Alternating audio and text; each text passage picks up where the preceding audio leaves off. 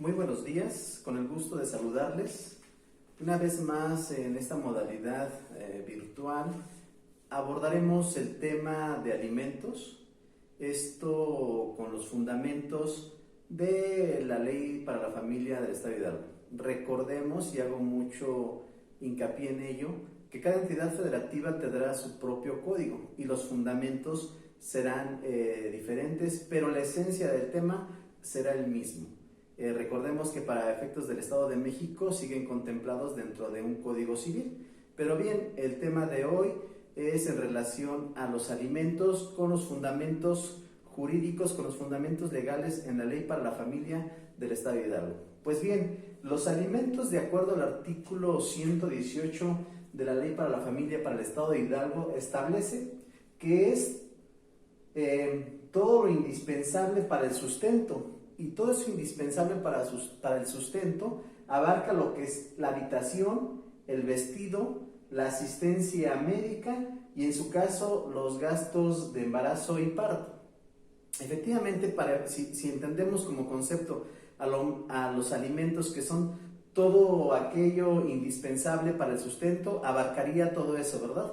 Los alimentos, cuando denunciamos una pensión alimenticia para algún menor o para algún cónyuge, tendremos que tomar en cuenta lo que establece el artículo 118 de la Ley para la Familia, en donde abarca todas estas situaciones, que es la habitación, lo que es el vestido, la asistencia médica.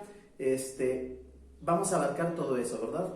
Y bueno, en base a ello determinaremos cuánto es la prestación que vamos a demandar, en este caso al deudor alimentario, ¿verdad? Porque dentro de las partes de los alimentos estaremos hablando de un deudor alimentario y de un acreedor alimentario.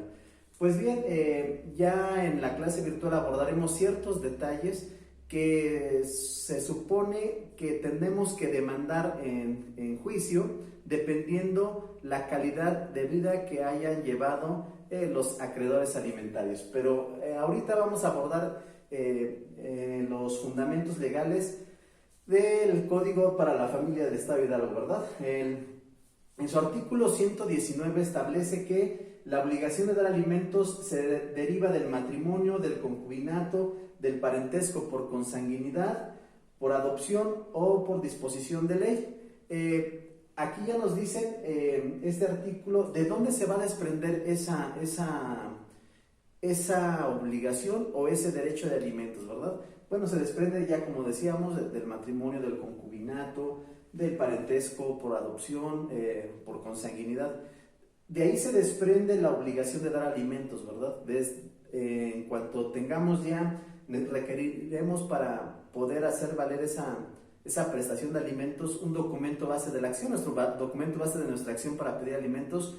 En el caso del matrimonio, pues el acta de matrimonio; en el caso de consanguinidad, pues una acta de nacimiento; de concubinato también; de adopción también, ¿verdad?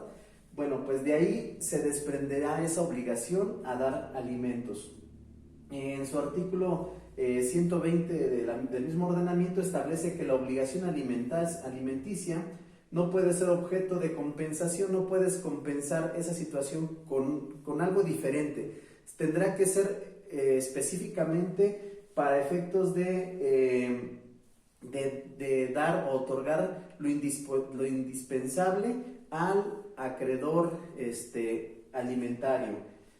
Por otra parte, en el artículo 121 establece que se prohíbe constituir a favor de terceras derecho alguno sobre la suma destinada para alimentos. Específicamente, los alimentos tienen que ser para los deudores alimentarios. No pueden constituir a favor de terceros esa cantidad en dinero a efecto de cumplir con lo indispensable para el sustento de una persona, ¿verdad? Por otra parte, en su artículo 122 establece que la pensión alimenticia es intransferible, inembargable e ingravable. La pensión alimenticia, esa cantidad de dinero que se otorga al acreedor alimentario, no lo puedes transferir a nadie. Es personalísimo y es para efectos de lo indispensable y subsistencia de una persona.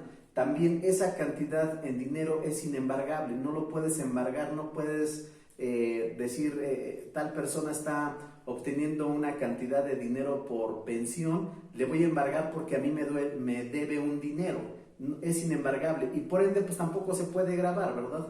No, en ese sentido. Por otro lado, el artículo 123 establece que el derecho a recibir alimentos no es renunciable ni puede ser objeto de transacción. Hay derechos irrenunciables y uno de ellos es los alimentos.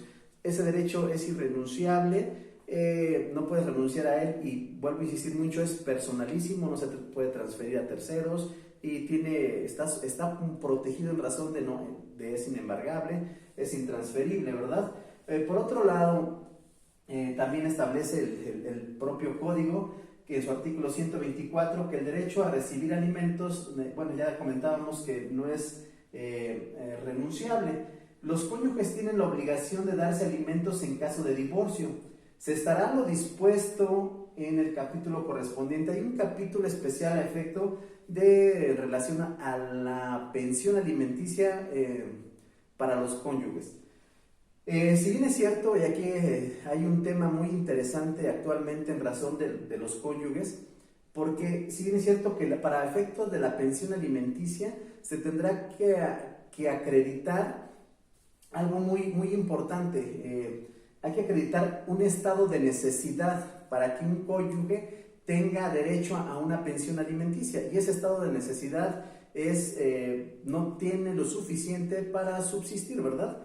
También cuando se tiene alguna enfermedad física o mental que impida que obtenga lo indispensable para el sustento. Más sin en cambio, aquí sí es muy importante comentarles, platicarles, que la Corte ya estableció que para efectos de pensión alimenticia para los cónyuges, tienes que acreditar precisamente lo que les acabo de comentar, un estado de necesidad. Más sin en cambio, en otra modalidad que se ha denominado una pensión compensatoria para los cónyuges en razón del tiempo que han estado viviendo con su cónyuge o su esposo, su concubino o concubina.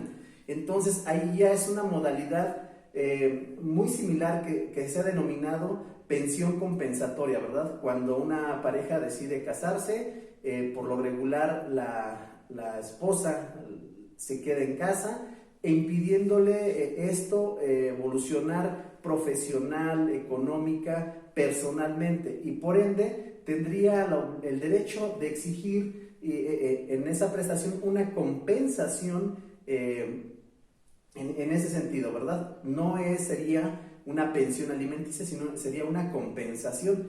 Pero bueno, ya en su momento, si surge alguna duda, pues lo analizaremos a detalles en la próxima sesión, ¿verdad? Los padres tienen la obligación de dar alimentos a sus hijos. En caso de fallecimiento o imposibilidad para otorgarlos, la obligación recaerá en las siguientes personas. Es decir, los papás son los que se tienen la obligación de dar alimentos, ¿verdad? Pero si estos en un momento dado se encontraran impedidos o fallecieran, los que tendrían la obligación, a los que pasarían esa obligación de dar alimentos, serían en los ascendientes por ambas líneas. Bueno, recordemos que los ascendientes serían nuestros papás, nuestros abuelos, y nuestros descendientes serían nuestros hijos, nuestros nietos, nuestros colaterales serían nuestros hermanos, ¿verdad? Bueno, pues entonces en primera instancia recaerían en los ascendientes en ambas líneas, ¿verdad? De esposo a esposa. Y de lo contrario, también si no hubieran estos, pues entonces recaerían los hermanos y en los parientes colaterales hasta el cuarto grado del acreedor alimentario.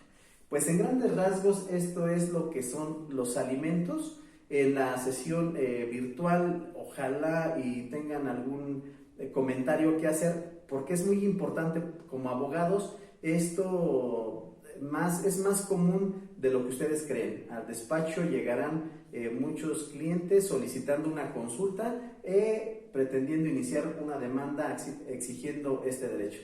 Pues de mi parte sería todo. Les agradezco mucho la atención y nos estamos saludando en la siguiente sesión virtual. Que tengan un excelente día.